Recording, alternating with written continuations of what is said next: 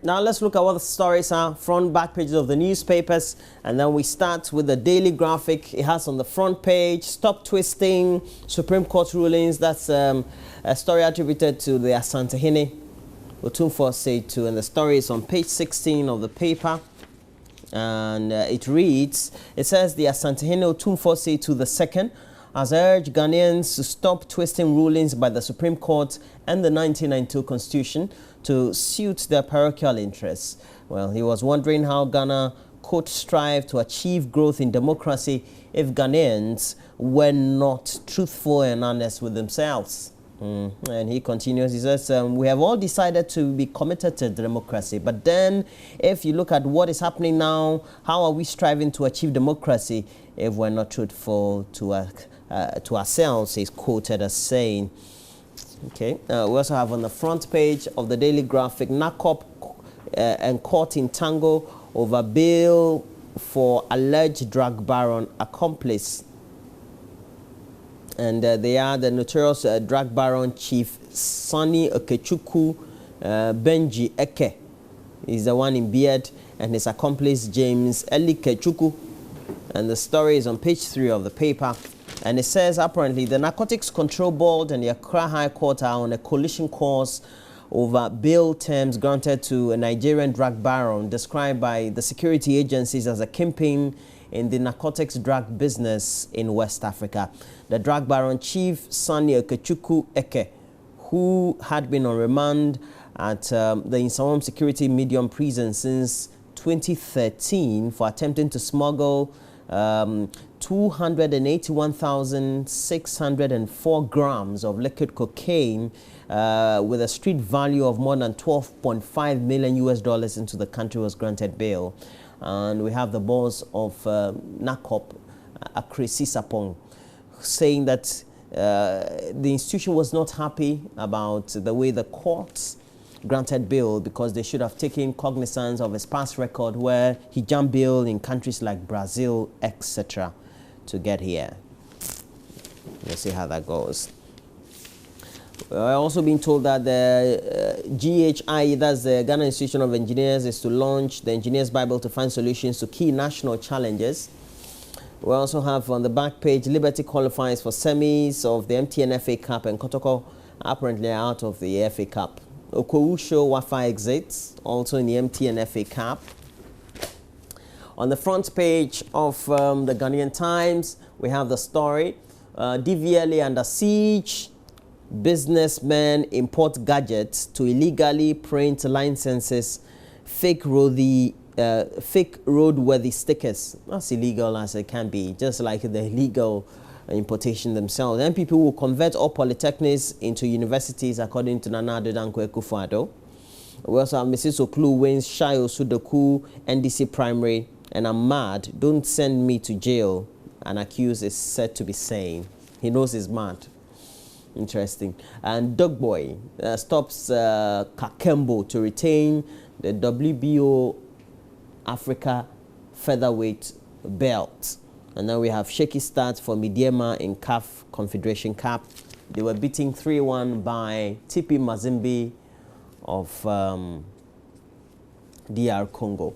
We also have on the front page of the Daily Guide, blows over Mahama 100,000 Ghana cedi car. It also says Vice President's brother roots for Nana. And we have other stories also on the front page. We also have on the front page of the Daily Dispatch newspaper, Afoko on Kwabena Agyapong. His actions surprised me. Surprise you, eh? It says suspended national chairman of the NPP says he is surprised his comrade Kwabena Agyapong abandoned him in court as a prosecution witness in his case with the party. Afoko says although there were signs written on the wall that Agyapong was likely to pull out, the embattled chairman said he was expecting that Agyapong with time would have considered to stay on as a witness. Front page of the Finder has the story, Ghanaians apparently are worse off, and that's a story attributed to a study done by Nielsen West Africa. And it says consumer purchase is high. Let me just read that story to you quickly. If we have the time, we'll quickly just do that. The story is on page 2 of the paper.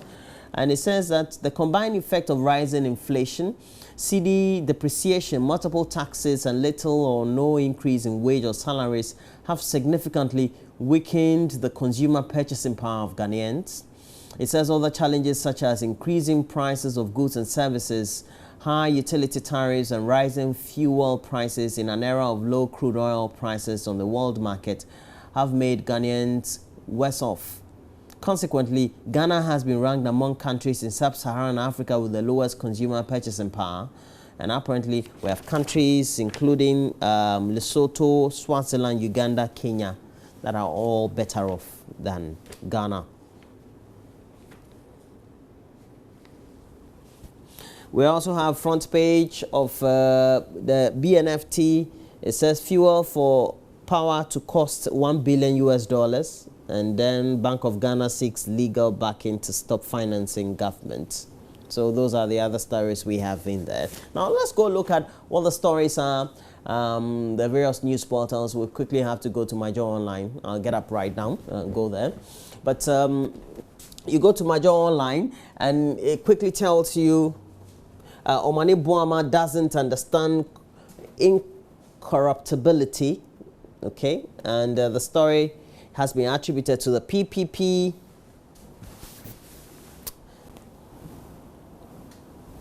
And then you go to the next story. Pesa White is evil. I can't work with him. Aspiring NDC MP. Newly elected NDC parliamentary candidate for Shai Osudoku says she is uncertain she can work with the main contender, Dr. Michael Pesa White, to retain power in the upcoming elections. We know Pesa White lost. President Mahama is cheap for accepting a second-hand car, and is the member of parliament for Minshia South slamming President Mahama, saying he is the cheapest president under the sun for accepting a second-hand Ford exhibition car given him. The homework that inspires in families, and homework can sometimes be nightmare for both children and their parents. In France, the ritual of copying out poems and learning them by heart is no exception. And the story goes on and on the news portal. We also have Ghana's Isaac Dogboy knocks out Uganda's Edward Kakembo in 6. And 21-year-old who was accompanied by his father from the United States to Ghana visited a number of dignitaries before staging that very fight. Was very true to his word. He knocked the gentleman out. Somebody told me that he was very good. That's was it Akusi Dankwa? Benedict told me that he was very good, and so he lived up to his billing, so to speak.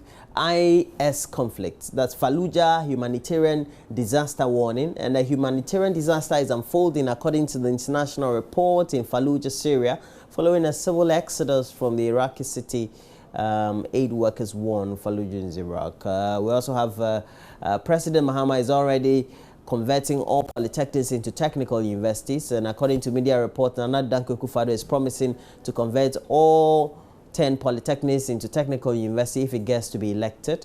And Deputy Minister of Education says by the time he's elected, all the conversion would have been done. I'm sure by September they will announce that all the polytechnics have now been converted, to make sure Nanado doesn't have anything to achieve in this very area. Don't worry, I'm just teasing about politics. Teacher beats Dr. Pesa White to win parliamentary primary, and the widow of the late parliamentary candidate for Shai Osudoku won the primaries. Sometimes you just get some messy votes. Yeah, it happens all the time. Ford gift to Mahama, not a bribe. South Tongu MP, Honorable William, saying that. And then we also have, you have the power to change Ghana. Nanado tells Ghanaians, and he says that very change needs to happen in the next election taking place in November. PPP demands fresh investigations into failed SCS deal following Ford gift saga. We also have mass resignations hit cocoa processing company. Those are the main stories we have on the front page. On the Africa page of the BBC, tests begin on Egypt's air flight recorders. Algeria blocks social media over examinations. And, well, we know that it raised an uproar when the IGP said that the police service could attempt to block social media on election day. Algeria, they've done that for their election. They felt that students try to get leak papers or try to hack into systems and then get some of the papers leaked. And so the examinations for the main admission into degree programming in Algeria usually were compromised, and so they thought that they needed to do something about it. The solution, they thought, was to block social media. And we just got a report before the close of the beginning of the weekend that Dr. Ibn Chambers, who works with the UN, was saying that the UN doesn't like blockage of social media. So I don't know how he's going to take this, because since this one also is happening in Africa. SA Virginity Scholarships Unlawful. An official body in South Africa rules that university bursaries offered to proving female virgins are unlawful and should be scrapped.